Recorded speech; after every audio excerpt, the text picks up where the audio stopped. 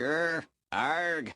Hello, everyone, and welcome back to another episode of the Mixtape Podcast, where we review movies from a screenwriter's perspective, but we also like to make it a little bit fun for you also. I will be your host. My name is Dean, and I am joined by my co-host, Marcelo. And up this week is one of my favorite horror movies ever. It is The Woman in Black, released in 2012, directed by James Watkins, written by Jane Goldman, and based on the book The Woman in Black by Susan Hill. If you haven't seen this movie, please see it. It is one of the best horror movies you will ever see, I guarantee it. It's gothic, it's dark, it's creepy, it's scary. You will not be able to watch it with the lights off. It is fantastic. Before I get into what the movie is, I want to give a shout out to the production designer. Now, I looked up this person's name because the production design in this movie is so good, maybe some of the best I've ever seen. And the production designer for The Woman in Black is Cave Quinn. And if I ever make a movie, you're it, babe. You are my production designer. I want you because you are excellent. Marcelo, do you agree or disagree that the production design of The Woman in Black is above board? The production design in The Woman in Black is fantastic. Everything about this movie, the atmosphere, this movie actually feels like it was made in the olden times. Everything looks dark, dirty, disgusting. The lighting is, it's just, this movie is a whole vibe, folks. It's a whole vibe. It is. It really, the aesthetic of the movie just brings you into it. So, the premise of The Woman in Black is this. A young solicitor travels to a remote village where he discovers that the vengeful ghost of a scorned woman is terrorizing the locals. So, the opening scene, we're in 1889 in Crithen, I think I said that properly. Crithen Gifford. Let me try that again. I'm going to fucking do that. Let's rewind. 1889, Crithen Gifford. Try saying that 10 times fast. And there's three young girls playing with their dolls, and they all look up at the window. Now, we don't see what they see, but they seem kind of entranced. And they all stand up in unison, and they all walk over towards the window. They open the windows because it's on a second or third story, and they just jump. We don't see anyone. We don't hear anything. We see them looking at something that we can't see, and then they jump to their deaths. And that's the opening scene of the movie. I thought it was great. It sets the tone. It sets the creepiness. It sets the time frame. It sets the what the movie's going to look like, the tone, everything. What did you think? This opening scene is so fucking creepy. First of all, who the fuck gave those dolls to those little girls? Those little dolls look terrifying. I understand that we're in the olden times, but good God, what the? Come on. Really? That's what they played with in those days. That's what they played with. But you agree with me that those dolls are terrifying. To us, yeah, but in 1889, they were just dolls. All right. All right.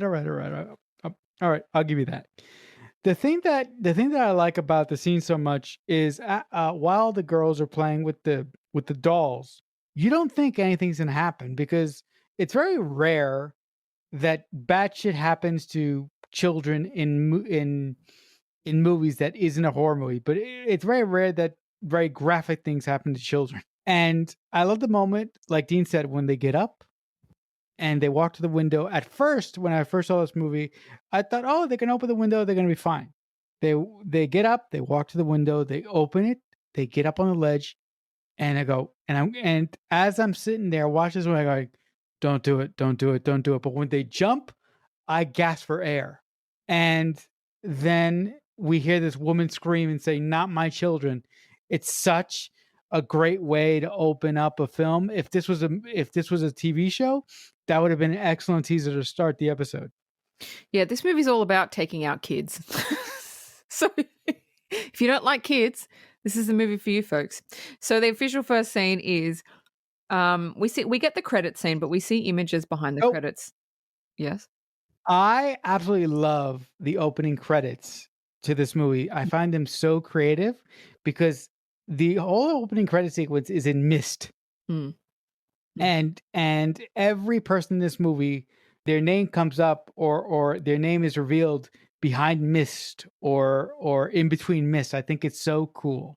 So we see images of a woman getting married and then pregnant, just faint flashes in the background. And then we meet Arthur, who's played by Daniel Radcliffe. He sees the woman that we just saw getting married and being pregnant, in the mirror behind him, and then he turns and she's gone and he looks really sad. So at this point we go, okay, either she left him or she's dead. But we know she's not there and he's seeing her, so we don't know yet. And then we meet his son Joseph, who's 4, and he's drawn a picture of his mum in heaven. And so we get to find out that she actually died in childbirth. But I thought it was a good way of letting people know what happened to the mum without actually telling us. So it made sense that it's showing, not telling. So I really, really like that. So we find out Arthur is a lawyer, and he goes into work, and his boss instructs him to go to Cruithin Gifford to retrieve documents, as the owner, Alice Drablow, has passed away, and they need to try and sell the house. So he has to go to this house to get all the documents together, and they're going to sell the house. So he says, okay, that was the first scene. So it sets up the mum's dead. He's got a son. He's sad. He's kind of melancholy through the whole movie. And he's a lawyer, and now he has to go to this house. So within the first 5 minutes of the movie, it's everything that we need to know is kind of set up. So thoughts? I really like this first scene because it really, really shows you that our main character, played by Daniel Radcliffe, is suffering. And I love the fact that it opens up with him making a bag to go on a trip. And I love the moment when behind him is a mirror, and you see a slight image of the woman that you just saw in the opening credits, and she just says his name, and he turns around and the woman is gone. He goes outside, we meet his son, and there we discover, like Dean said, his wife has passed away by some circumstances that we don't know yet. I really like it because, like Dean said, it is visual storytelling. Visual storytelling is 100 times better for the audience than making a bunch of useless exposition because you don't know how to show something visually to push your storytelling forward. So the fact that this movie chose to do visual storytelling over storytelling in exposition tells me that the writer and the director obviously know what the fuck they're doing, and it's something that I just really appreciate. So now we're on the train, and Arthur meets Sam, and he basically tells him the story. He's headed to Cruithin Gifford to try and get documents together and sell the house. And Sam tells him, well, you're not going to find a buyer for the house. So there's little clues in the movie about the house, but it's not specifically said. So nobody actually says the house is haunted, stay the fuck away from it. It's little things that try to deter Arthur from going to the house. If they said that right off, the movie would be over because Arthur wouldn't go near that fucking house. And I forgot to say something. I love the way that this movie deals with grief, and I love the way that the screenplay writer chose to deal with it, and I love the way that Daniel Radcliffe makes his way through the movie. Like Dean said, I don't think it's really a I don't think melancholy is the right word for it. I think Daniel Radcliffe goes through this movie a little off. Yeah. And he just doesn't, it's almost like he doesn't want to be here. Yes. Or he doesn't want to be here anymore. And look, it totally makes sense, but to me, I got a little bit more of that feeling than just melancholy. Yes. No, I agree with you. So Sam offers him a ride into town, and he gets to the tavern because Arthur says he's booked 2 nights at the tavern. Now he gets there, and the owner of the tavern looks at him up and down, and he goes, sorry, there's no rooms. So it's pissing down red outside, and Arthur's like, well, my firm booked ahead, and the guy's like, no, got no room, sorry. And the wife comes, and he goes, well, we can't put him out. It's torrential rain outside, and the guy in the tavern's like, no, can't have him here. And at that time, you're like, what is going on? Like, there's something. This guy does not like Arthur. Does he know Arthur? You have no idea why this guy's being a complete dick. So the wife says, look, I'll put him in the attic for tonight, and then he can find his way tomorrow. And the tavern owner goes, fine, whatever. So the wife takes Arthur to the attic, opens the door, and when we see what the room is, it is the room from the opening scene with the 3 girls playing with the dolls, and they jump to their death. This is the same room, and there's a picture on the desk, and it is of those 3 girls, the tavern owner, and the wife. So now we know that the owner of the tavern and the wife are the parents of the three girls from the beginning scene that killed themselves. So that's tying back into the story. So if you haven't seen this movie before and you watch that scene, you're like, oh, that's the same room. This movie is so good at keeping itself mysterious without boring you to tears. Yeah, I would definitely agree with that. This film does a thing that I love, folks. And if you've listened to us before, you know what I'm going to say. This film drops a hat or many hats on the ground and then picks them up in clever and interesting ways. And like Dean says, this film does a wonderful job at being mysterious, but being mysterious in a clever way, not being mysterious in a dumb, obvious way, being mysterious in a clever way. And that is just another tribute to the storytellers behind this film, because not everybody can make a film like this and make it suspenseful, make it creepy, and most of all, make it uncomfortable to watch in some scenes. Yeah, no, that's true. So the next day, Arthur's walking through town, and the townspeople are looking at him, and they're very cold to him. They turn away, they You go in know, their houses.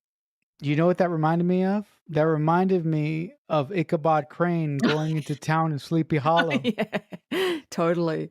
It's totally the same dynamic. Yeah. They go in their houses, they shut themselves away. And at first you think, oh, it's because they're a very close community. He's an outsider. They don't like outsiders, but like no, there's actually like more to why they're doing that. And then he meets with a local lawyer who gives him the documents for the house that Arthur's been sent there to sell. And he's extremely adamant that he leave town. He goes, this is all the documents. This is all you'll need. You know, it's all right. You can be on the first train out of here. There's no need to stay a couple of nights. I've gathered everything. And basically, Arthur says that he needs to go to the Eel Marsh House, which is the name of the house, to go through all the paperwork, because apparently there's heaps more paperwork than this. But the guy says, oh no, there's no need for that. I've got it. I've been there. I've collected everything for you. He's even paid someone to drop him off at the train station, and the guy's waiting outside. He's being really pushy. And he's like, okay, well, just, you know, it's on me, you know, he'll drive you to the station, no problem, with this horse and cart guy. And Arthur steps out. And again, you're wondering, what the fuck is going on? Why are these people so adamant that he leave? He's done nothing wrong. He's just a lawyer. He's there to sell a house, no problem. So Arthur goes up to the guy on the horse and cart and he goes, I'll pay you 1 shilling to take me to Eel Marsh House. And the guy looks at him and he goes, I'll do it for 6. And back then, 6 shillings is like a lot of money. And Arthur's like, 6 shillings? What? And the guy looks at him. He goes, nobody else is going to take you to that house. And just by that dialogue, you're like, what's wrong with the house?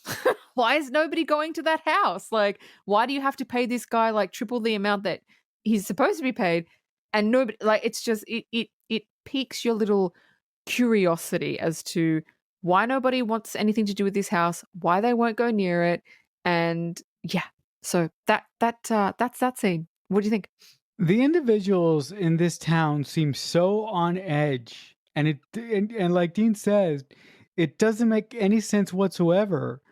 I think it's really, really ingenious storytelling, because as I've said multiple times already in this episode, and as Dean has said, the writer and the director do such a good job of laying out the track, of laying out the mystery in an entertaining and fun way. But here's the thing: they don't play their hand too early, because a lot of movies of this ilk play their hand way too early. And a lot of this movie would waste their time by scaring the shit out of you with useless jump scares that don't mean anything. But this movie doesn't do that. This movie relies on atmosphere and the creep factor. And I absolutely love that about it. Yes, this movie has some jump scares, but there's a purpose. It's not just a cat jumping out and someone banging on the window. You know what I mean? Like there's always a purpose, which is why I like this movie. There's nothing that's done for no reason. So as in with horse and cart, as they travel to the house, I don't know if I can describe this correctly, but the visual of it is so beautiful and Fantastic. They have to travel through marsh. So the house is basically, I would say, I don't even know how to, like, in the middle of nowhere, and you have to travel through the marsh to get to it. Now, this depends on the tide. When the tide goes up, The house is completely cut off from the mainland, but when the tide goes down, you can like drive through it and stuff. But the reason it's called marsh is because it's like muddy, it's marsh. They travel, and it's a long way from the mainland. So they travel through the marsh, and as they're traveling through it, Arthur sees a cross, a massive cross, purposely stuck in the marsh. And now you don't know what it is. He's like, okay, well, somebody obviously died here. We have no idea what that is. It'll come back later. And yeah, then we learn the tide rises and you can't leave the property, which is genius because trapping a character somewhere they don't want to be heightens everything, especially with a horror movie. And yes, he does get trapped there and he can't leave, right? And the property, once he gets dropped off, the property is so large that it has its own cemetery out the front of the house. And it's just creepy looking. So we finally get to see what Eel Marsh House looks like, and it's creepy as fuck. It is 18th century. It's overgrown. There are weeds everywhere. It's not falling apart because it's brick, but it looks very, very ominous, very, very overbearing. It looks like it has its own personality. So he enters the house, and the set design, as I mentioned before, is amazing. It's old, it's gothic, it's rundown, it's creepy. There's spider webs everywhere. There's dust on everything, but not too much. It's black. It's very dark wood paneling, black wood paneling. There's no positivity or light in this house at all. And there's a fantastic shot, and this is the first shot where you go, oh my God, this movie is actually like going to be quite scary. Arthur walks into a room and there's a desk and he's looking down at the desk, and the way that James, the director, has shot this is very, very similar to the way James Wan shot Insidious. There's a lot of open doors behind him. There's a lot of hallways. He leaves a lot of room. He never really goes tight on Daniel, only sometimes when he wants to see Daniel's kind of reaction. But there's a shot of Arthur and he's standing there, he's looking down, and there's something behind, like in the background, but it doesn't look like anything. It just looks like a pillar or something like that. So you're not really noticing it. You're kind of looking at Arthur. And then the figure who you think is just an inanimate object turns, and it's a woman in black. And just the way it's shot is so creepy. And it's just for a second. And then he turns and it's just like, there's nothing there. He's like, oh, okay, cool. And I'm like, oh my God, the way that he shot that was beautiful. Arthur sits down at the table and he starts to find birthday cards to someone named Nathaniel. And then he finds a death certificate for someone named Nathaniel. He was aged 7 and he drowned in the marshland and the body was not recovered. So now we kind of put things together, like the cross that may have been erected for him because his body was never recovered. That was a long ass scene. I need to take a sip of water. What did you think about the whole thing? If you really think about it, the fact that Daniel gets stuck there because the marsh is too high, first of all, you'll have to correct me if I'm crazy, but I'll talk for a couple minutes to give Dina a chance to rest her throat. I don't think that Daniel didn't want to get stuck there. Because listen, Daniel had multiple opportunities to get the fuck out of this place, but he didn't leave. I think he wanted to be there. His boss basically said, if you don't do this, you're going to get fired. But like I said, Daniel Radcliffe's character is going through grief, and I think that he needed to get the hell away from his son, because I think that his son reminded him of his wife. And moving to the actual house now and the design of the house, I am in complete agreement with Dean. The production design of this fucking house is fucking fantastic. This house looks like it belonged in a Flanagan project. Yeah. Right? Yeah, 100%. Right? Yeah. My favorite moment is when Daniel goes in the house, and as he walks through the house, you see papers everywhere. Papers aren't central in one room. They're all over the fucking place. So like Dean said, it would make sense how Daniel would come across these papers, because the papers aren't in any order. They're fucking everywhere. And Daniel, Arthur. Daniel Radcliffe's. I'm sorry, Arthur. Folks. If it was for Dean, people are like, who's Daniel? If it wasn't for Dean, I wouldn't be able to tie my own shoes, folks. Dear God, I hope that's a lie. I'll never tell. All right. All right. I love the fact that Arthur has to sit and organize all these papers. But like Dean also said, I love the fact that the director of this movie films Arthur in all wides. And I love the fact that he keeps the doors open in most rooms. And like Dean said, my favorite moment of this scene is when Arthur's in one of the rooms and he's looking at something. And just behind him, you see a figure. And then all of a sudden, the figure moves. And you're like, the hell is that? The fuck is that? Yeah. And you don't know. Yeah.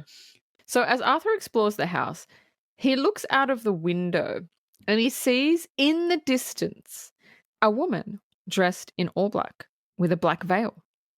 Kind of looks like a black wedding dress, could be funeral attire, don't know, can't see her face, can't see much, right? I thought it was traditional wedding traditional funeral attire. Well, I think it is. I actually think it is. Okay. Yeah, I was just like, is it just from afar? It looks like a black wedding dress, but I actually do think it is 1800s funeral attire. Yeah, I think you're right about that. So he's like, what the hell? Because nobody's supposed to be on the property. So he runs out the front and he sees no one, and then he begins hearing noises of a carriage, a horse and cart, and people screaming. And he runs onto the marsh because the tide's not up yet. And it's all foggy. It just looks so cool.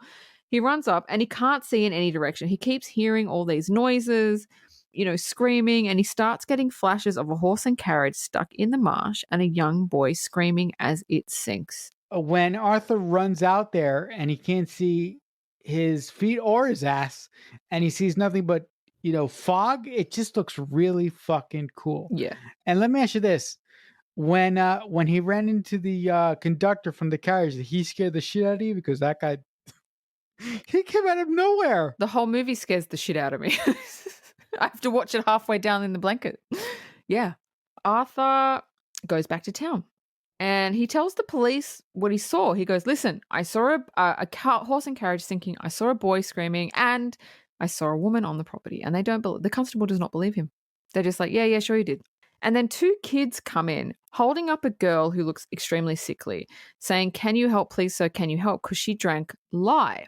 And then she starts spewing up blood and she kind of dies in Arthur's arms. I had to Google what lye was because I had no freaking idea what it is. And apparently people, I thought it was some sort of a poison like arsenic or something, but it's not. People apparently, they still use it. It is in products that we use, but drinking it like you're not supposed to drink it.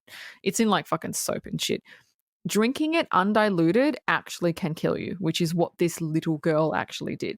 And at first you're thinking, what does this have to do with anything? Like, this has nothing to do with anything.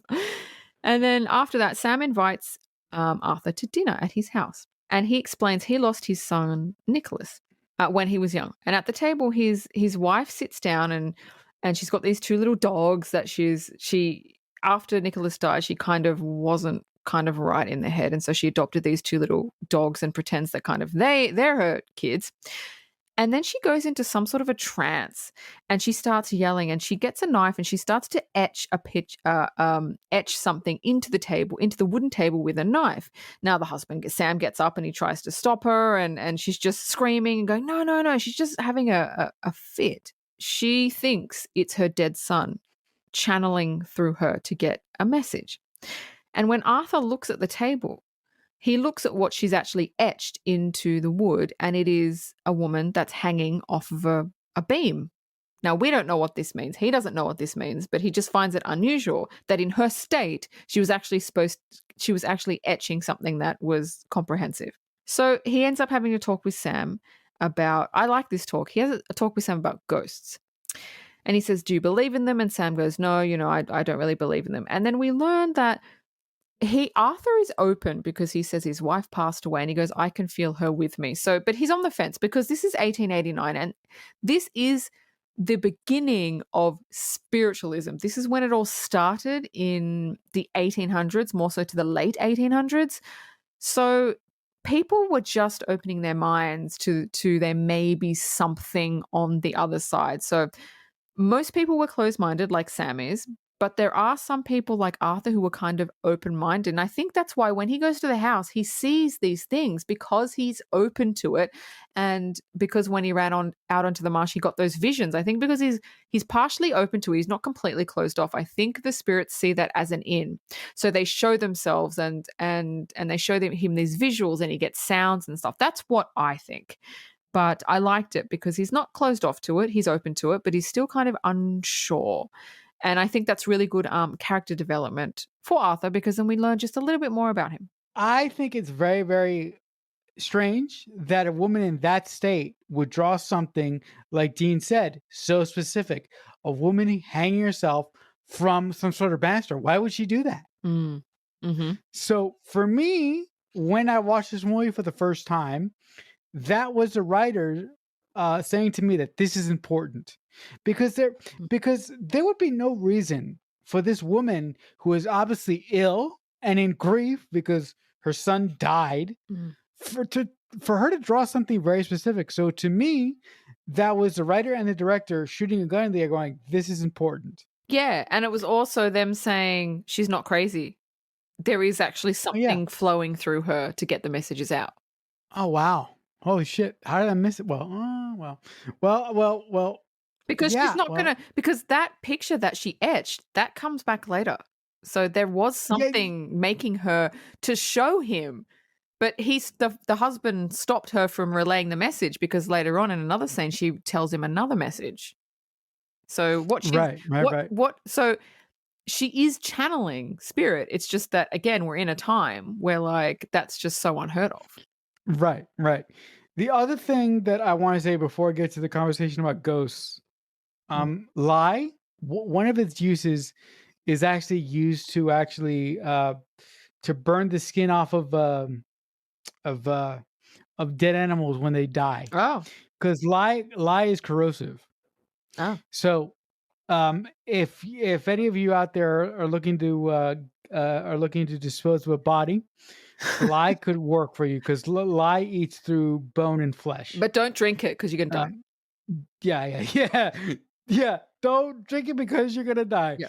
Now, I like that Arthur is a person of belief and a person that is open to there possibly being something on the other side, because I believe that is critical for the main character of this film to believe.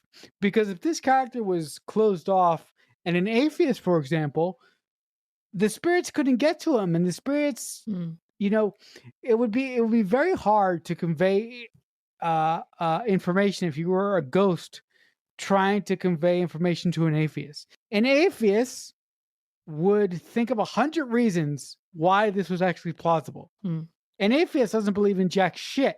Having Arthur be a person of belief, I think, is very, very interesting. And I think, like Dean, I think that gives the spirits an in, and that gives the spirits a reason why they're giving him visions, and why they are talking to him, and why they are whispering to him.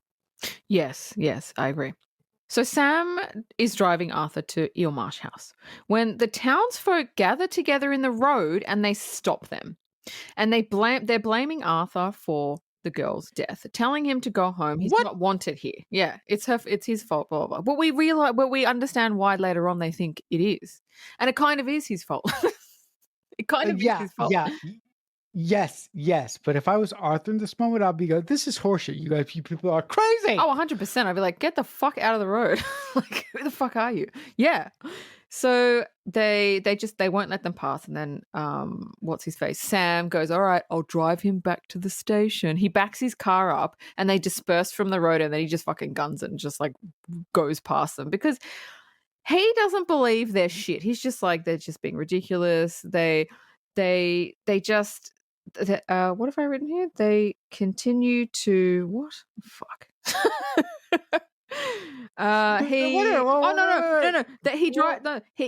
He continues to drive him to the house. I got it. Saying the townsfolk are just superstitious and just like don't even worry about them. So Sam drops him at Eel Marsh House, saying, look, I'll pick you up when the tide recedes. And Arthur says, look, I've got a lot of work to do. I just think I'm going to work through the night. And as soon as he says that, Sam looks at him. Oof. And just in that look, you can tell Sam knows something is wrong with the house. He knows something is there, but you can tell he doesn't want to say it and he doesn't want to believe it and he thinks it's horseshit. But why not? Because, well, hold on, I'll say it in a sec. Yeah, so he has this look. He knows something's up. And then he tells him, because he's got his dog in the car, and he goes, take my dog with you, for company. But what he really means is for protection. It's this, going back to what you asked, the Sam thing. He explains it later in the movie. Like, you have two roads you can go down. You can go down the everything's fine, I'm not going to believe it, I'm not going to let this affect me. Or you can go down the conspiracy route, which is like, oh, there's a murderous ghost and she's fucking going to kill everyone, right? So he's decided to go the route of, I choose not to believe this, but he really does believe it. But he's trying his hardest not to believe it. That's why he told Arthur, take my dog with you, because he knows this house is fucked. In other words, he's trying to ignore it. He's trying to ignore it, yes. I really like that the writer and the director gave Arthur a confidant in this movie, because it would have been really frustrating to see Arthur go through this movie with seeing visions, being wrongly accused by the townspeople, we think, of being responsible for these. It would really suck if Arthur went through this movie without a confidant. So I really like that the guy that he met on the train, Sam, I got his name right, Mm-hmm. is in a way his confidant. But I also am really frustrated that Sam didn't tell Arthur there's something wrong with this house. I understand that Sam is on the fence on with whether or not he believes in the curse, but he's known Arthur for a little bit now. He knows Arthur's a good guy. So why wouldn't he put his fears aside and help Arthur? I understand that his dog was a peace offering, but still, to me, that's not enough. He doesn't want to scare him. He doesn't want to put something in his head. Because, planting a seed is so dangerous. It's like, it's way more dangerous. That's what I mean. So he doesn't want to put anything in Arthur's head if Arthur hasn't really experienced anything. So Arthur could go do his work and then come out and then be totally fine. But if he says something, then Arthur's going to see ghosts behind every fucking window. So keep your mouth shut. I would do the same thing. There's no need to scare someone if you don't need to. I think that's why he didn't say it. Okay. I'll buy that. So the next scene, this is when the creepy stuff really begins to happen to Arthur. He's seeing shadows. He sees eyes watching him behind a child's toy, like little things, like nothing like too big, just little things where he thinks he saw something, but he really didn't, because he goes to investigate these things and there's nothing. It's like, oh, my mind and my eyes are obviously playing tricks on me. The dog starts barking, wanting Arthur to go outside. So he goes outside and the dog runs off and leads him to the cemetery that's out front of the house. And he sees the grave of 7-year-old Nathaniel, but also next to his grave is someone named Jeanette. And on the gravestone, it says sister of Alice Drablow. Now, Alice Drablow is the woman that owned the house that recently passed away. So this is her sister, but we don't know who Jeanette is. We've never even heard of her. Arthur goes back to the house. Now, before he enters, he looks up at one of the windows and he sees a woman standing in the window with her hand on the window, and she steps back. Look, spoiler alert, he goes into the house. He goes back into the house. I wouldn't. There's nothing you could say or do to make me go back into that house. I would sit outside and wait for Sam to come back. I would swim back. I would risk my life. I'm not going back in. It could be hailing. It could be there could be a tornado coming across the marsh. I'd be like, not going in. I would never go back in. No way. Especially you think you're alone. And then you see a woman in the house, a creepy ass old lady. See, look, Marcelo, you don't like creepy old weird. So you don't like old crazy ladies. I don't like old creepy ladies that stand at windows and then step back and then they're just poof, they're gone. I don't like that. Let me ask you something. Would you go back in the house? And what did you think of the scene?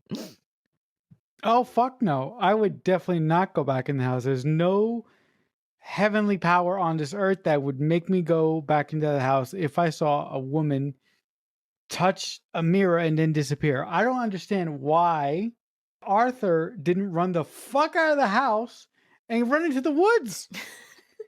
Who gives a shit about going into the marsh? Run into the fucking woods. Yeah. You know why he didn't?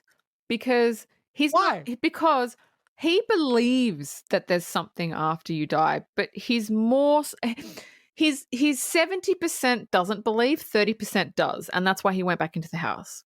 That's why, because he's not all the way there about being a believer. He's just like, oh my God, somebody's in the house. I need to find out who the fuck's in the house. So he's logical. Oh, okay, but there is a moment when logic gives way to Jesus, guy, just get the fuck out of there and run. And he will get to that point later.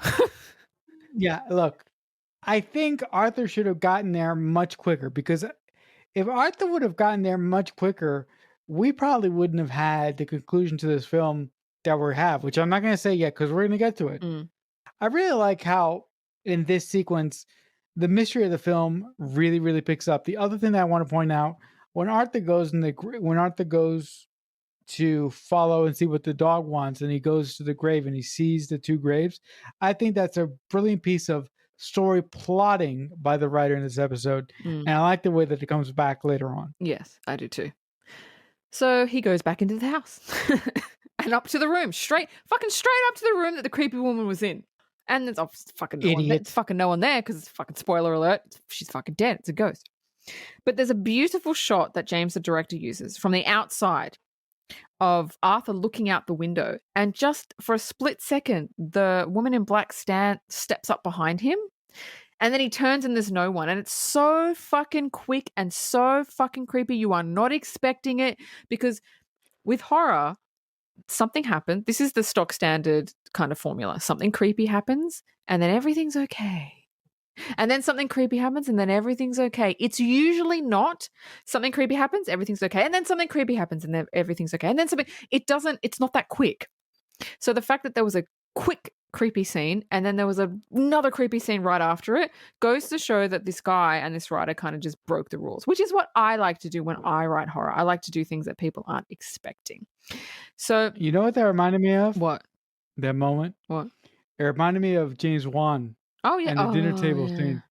Oh yeah. You know what I'm talking about? You know what I'm talking about? Oh, the worst scene ever. Yeah, in Insidious. Yeah.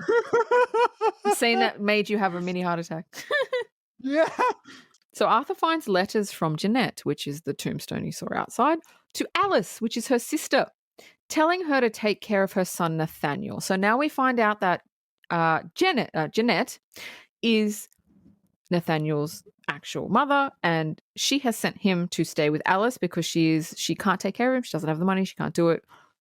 She wants him to have a good life. As the letters go on, it's obvious that Alice has basically cut Jeanette off completely from her son. And the letters from Jeanette start getting angrier and angrier. And Jeanette's final letter to Alice says, you didn't even try to save him. You let him die, and you left his body in the marsh, rot in hell.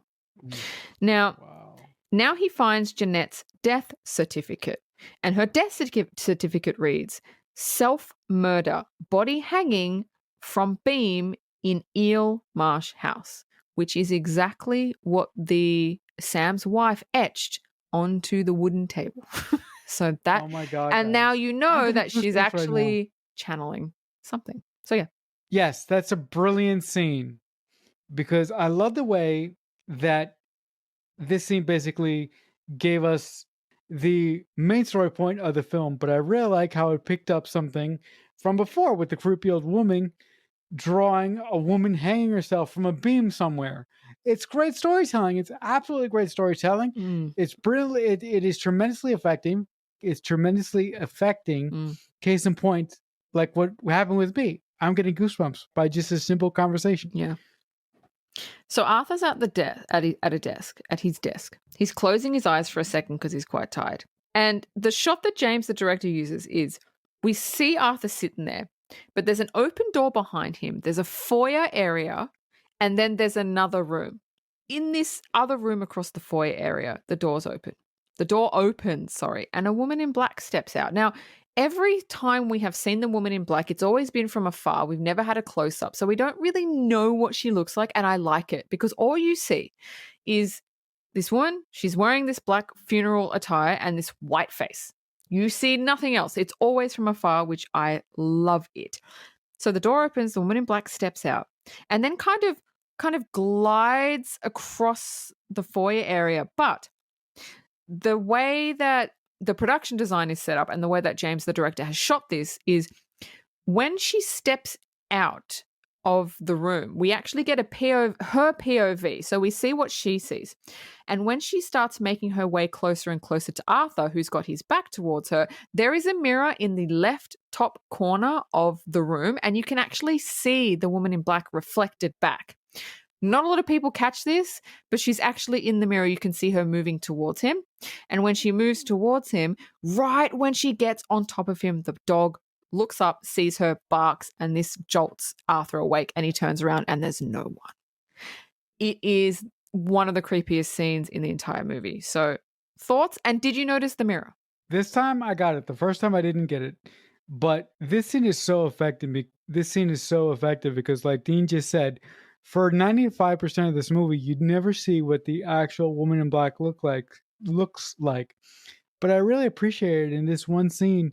The director decided to give us the POV shot of her coming into the room, getting closer to the mirror, and almost coming up, coming really close to the mirror, and then being scared away by the dog. I think it's a really, really effective scene, but I think it's a scene that becomes more effective the more and more you watch of this movie, because like you said, or like I just said, I missed the first time I watched this movie, but this time I actually caught it. So Arthur starts hearing noises from upstairs. So he creeps upstairs, and it's quite a loud banging noise. He goes upstairs, and it's coming from behind a closed door at the end of the hallway. So he walks up to it, and he tries to open it. He tries to push it open, doesn't budge. And he's like, well, it's the noises are becoming louder and quicker. So he thinks, okay, there's either someone behind it, something's going on. So he goes downstairs to grab like a little axe to kind of axe the door open to try and open it. And when he marches back upstairs, the door is open. And he's just like, okay. He walks down the hallway very cautiously. This is such a this whole movie, I didn't look it up, but the DOP for this movie, on point, fucking on point. in every way, the DOP is on point. So anyway, he walks down the hallway and he looks in the room, and there's one of the creepiest jet black rocking chairs you've ever seen. Like if there was a rocking chair from hell, this would probably be it. And it's just rocking on its own. Very aggressively, though. Not even like, oh, just rocking your baby to sleep. No, fucking aggressively as shit. And then we see a very short shot from in front of the chair, because this is from Arthur's POV. So he's looking at the back of the chair. Now we look at the front of the chair, and for a split second, we see the woman in black sitting in the chair. And you're like, what? You're just not expecting it. Like, oh my God. That's creepy. And then she's just fucking gone. And as Arthur approaches the chair, it stops. Like dead ass stops. Like if anybody knows a rocking chair, it has to like rock to a halt. It fucking dead ass stops. And he turns around, he notices frayed wallpaper on the walls. And he peels it back, and in blood, it's written, "You could have saved him." Now it begins to piss down with rain. And as Arthur looks out the window, because he's still in the room, he looks out the window towards the marsh. He sees someone, I don't even want to say standing. It looks like they are literally coming up from under the marsh and then just stands there, and you can't see them. They're all in black, and it's not the woman. I don't think it's the woman, though. It doesn't look like the woman.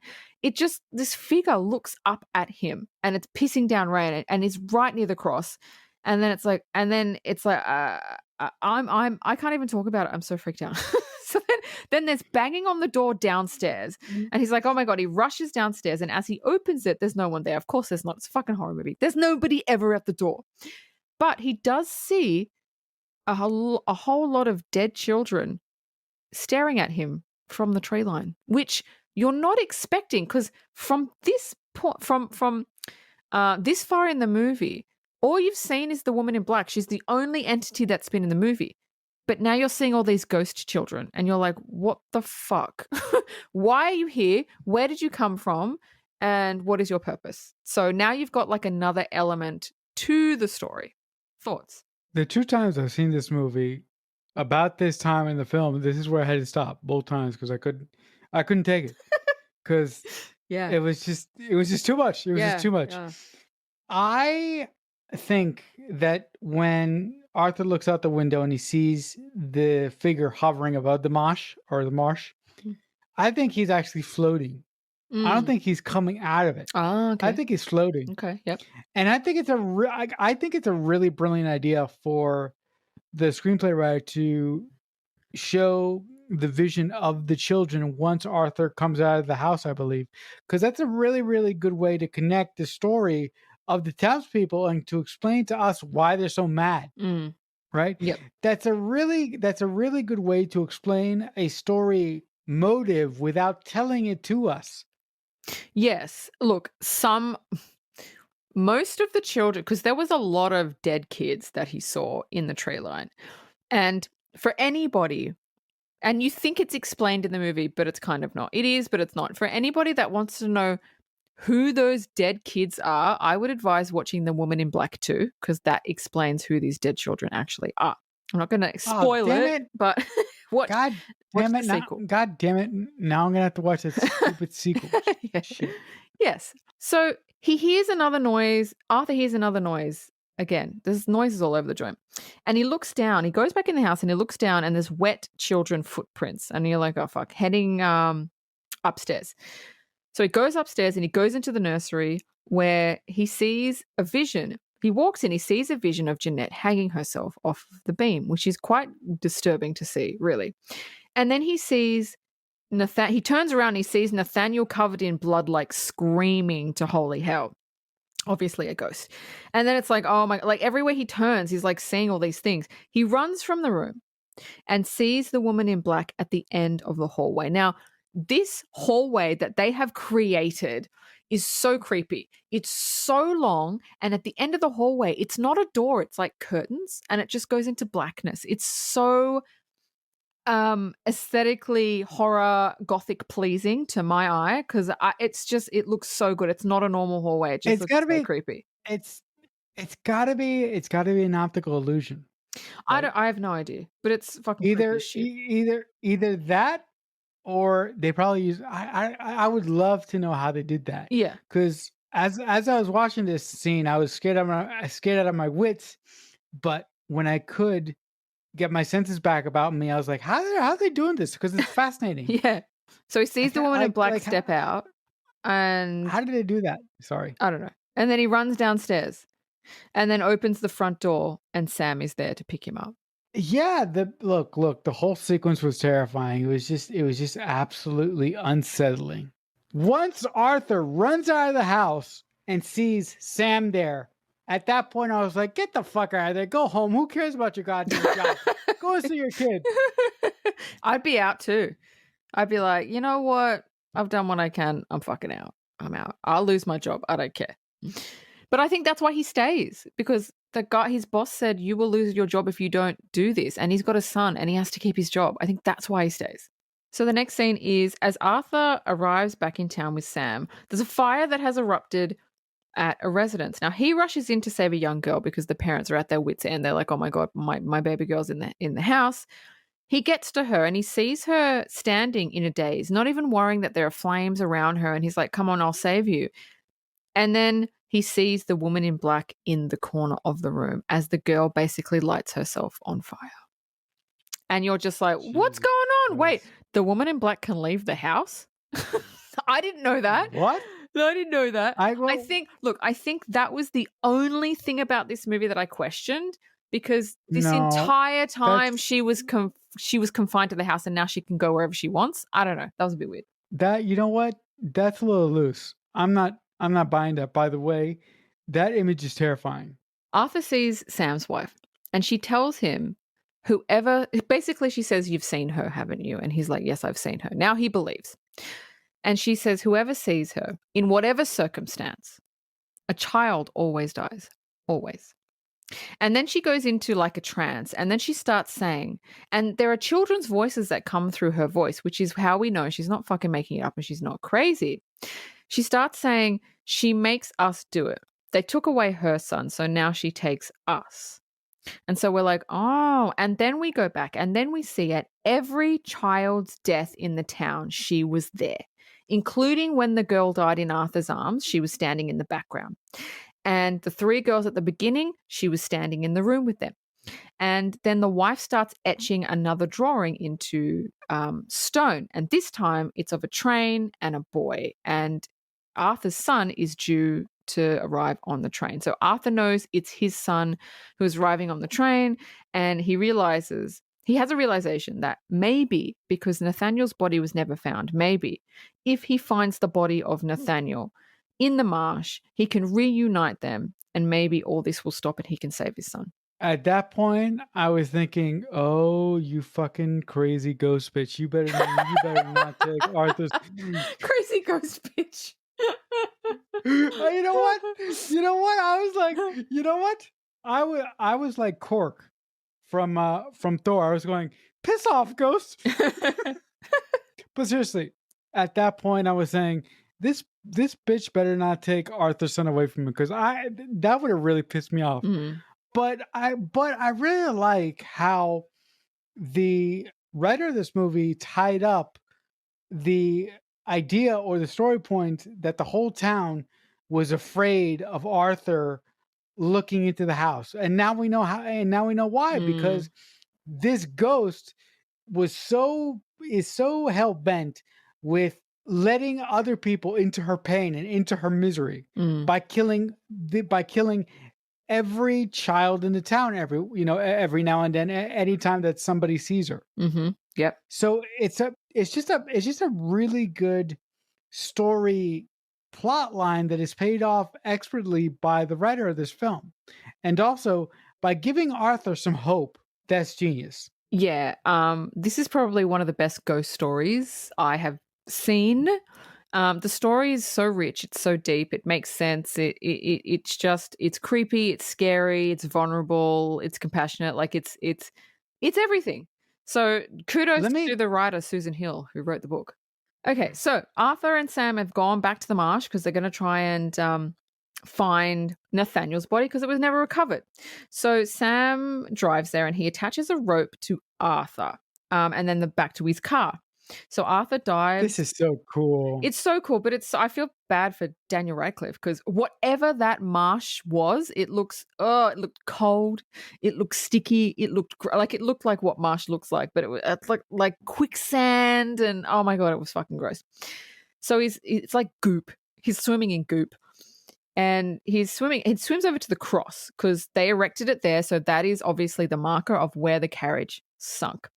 Arthur dives under and then he comes up and he says, I can feel something beneath my feet. I'm going to untie myself and then tie the rope off to whatever it is that I can feel. I didn't know what it was. When Sam backs the car up, he actually pulls out an entire carriage. So the carriage that the boy died in was still there. It looked so fucking cool, pulling out this entire 1800s carriage that's covered in goop. Arthur is standing in the carriage holding onto the rope. And he finds the little boy's body and he picks the little boy's body up. The car starts to overheat and Arthur kind of has to jump off the carriage and into the marsh and kind of get back to the car. But it was creepy. It was shot beautifully. It was at night. It was foggy. Daniel Radcliffe did a fantastic job of going under and then it was just visually looking. It was really cool, but it moved the story along as well. The thing that I liked about it the most was the lighting from the DP, because the lighting in the scene was just everything to me. It looked so aesthetically haunting and creepy with the fog. It just looks so great. Yeah, it did. So Arthur decides to bring the boy's body back to the nursery instead of burying him straight away because he thinks she needs to see him first before he's going to put him in his grave. So he lays him down on the bed in the nursery and he turns on all the toys, all the creepy 1800s toys, and he waits.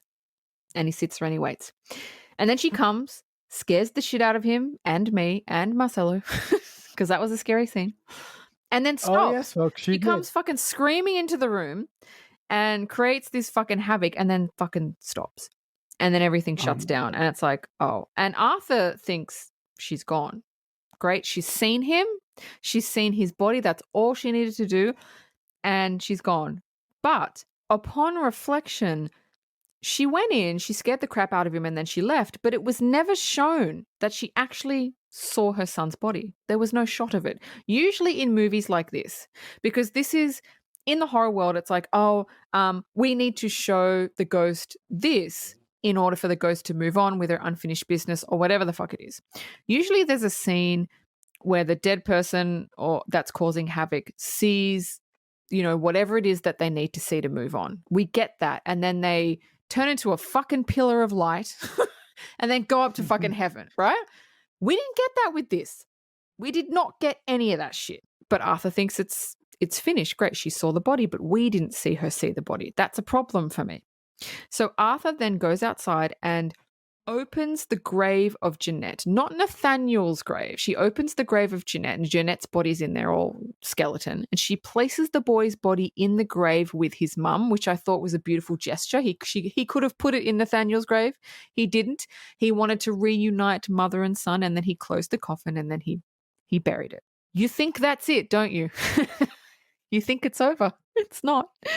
But what did you think? What did I think? All right, I have one thing to say about this. Fuck that bitch. I cannot stand that woman. I cannot stand that ghost. I just want her to fuck off. I hate you, ghost. The fact, piss off, ghost. I'm telling you.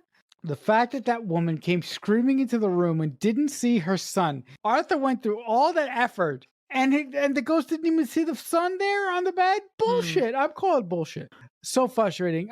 Like Dean, I do like the gesture that Arthur took the boy's body and buried it with his mother. I thought that was a nice gesture. But at that point, I was like, okay, this ghost is no longer going to fuck with him. But I was wrong. So the next scene, Arthur meets his son and the son's nanny at the train station.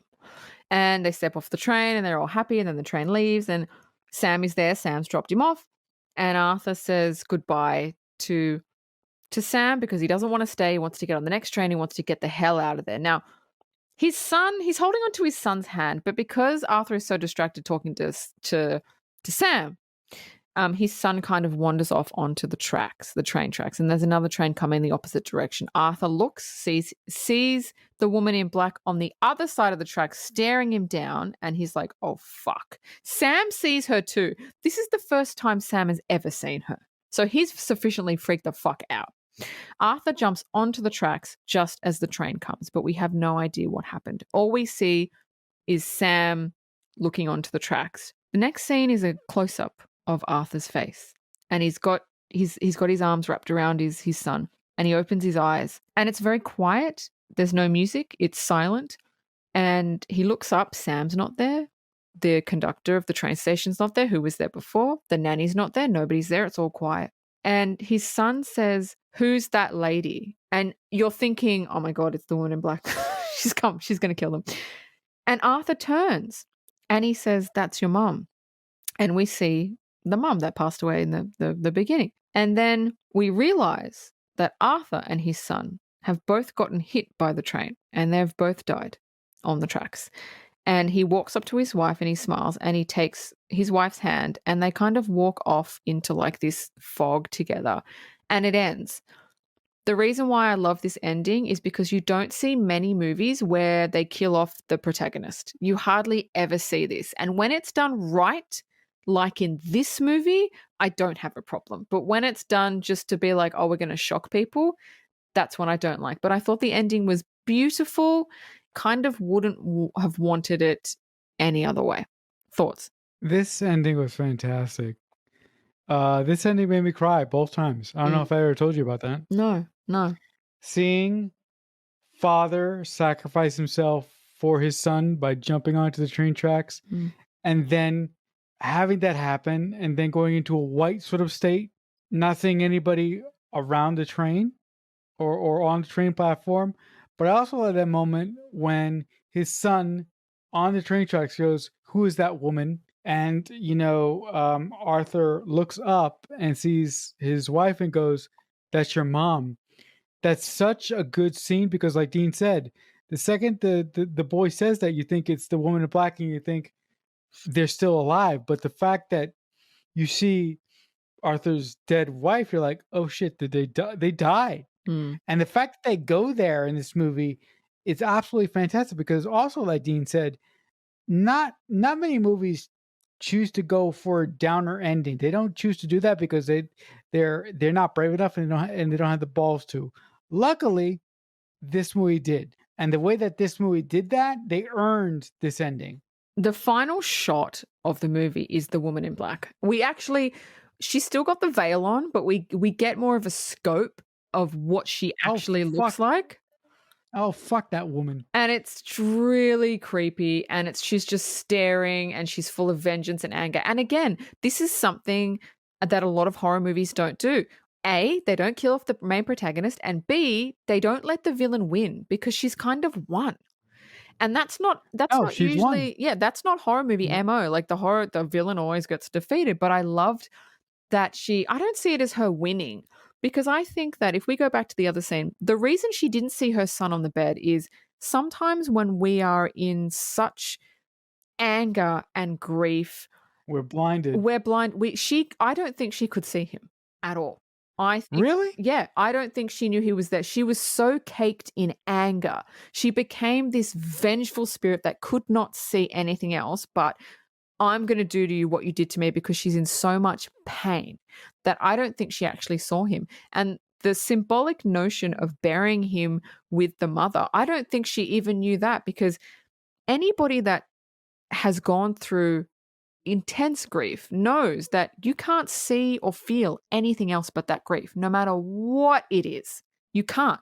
It's so all encompassing. Now, take grief, elevate it to another level, put like intense anger, intense sadness, intense depression, bottle that up, and you're not going to be able to see fucking 10 centimeters away from your face. So I think she just legitimately just did not see him. And that's why she's not going to stop. Wow, that's a really interesting take. Yeah, well, that's what I thought anyway. I don't know how I feel about that, but that's an interesting take. Yeah. Anyway, trivia? Go right ahead. So, the boy who plays Arthur's son is actually Daniel Radcliffe's godson in real life. Hey, look at that. He got to work with a family member. That's so fun. So, you mentioned the toys before that the girls were playing with at the beginning, like how creepy they were. Every single one of the toys in the nursery, and the ones that the girls were playing with, the dolls, were all authentic toys from the 1800s that were loaned by a collector. What? They were all real. That is really cool. But also, I would hate to be the guy that looks over all those things to make sure nothing broke. Oh, yeah. Yeah. Me too. There wasn't a lot of trivia on this. So the last piece of trivia is the house that they used in the movie is called Cotterstock Hall, and it's located in North Hampshire, England, and it was actually built in the 17th century. So it is actually that old. But I have to say, the house, for people that don't know about movie making, it was only the exterior of the house that was used. Everything in the house was filmed on a soundstage. Sorry. So it was just the exterior that they used. But it's a private residence. So I wouldn't go, going onto the property because it is a private residence. And it's not, the marsh that they filmed is totally nowhere near the house. Like that's just movie magic where it made it look like they were connected. It's not, completely different fucking area codes. Yeah, I thought that was interesting. But that is the end of my trivia. If you want to email us, you can at themixtapepod@aol.com. If you want to subscribe to our channel, we would love it. If you would like to like our videos, we would love it also. Next week, we are doing, if you're a fan of Katie Holmes, which I am, and which Marcelo definitely is, we are doing a gem. Yes, a gem of a Katie Holmes movie released in 1999. We are doing Go. And if you have not seen Go, I would recommend watching it and then listening to our review. It is a banger of a movie. And wrapping it up, as I say every week, if someone is kind enough to make you a mixtape, that must mean that they really love you. The Mixtape Podcast is a Balloonhead Productions presentation.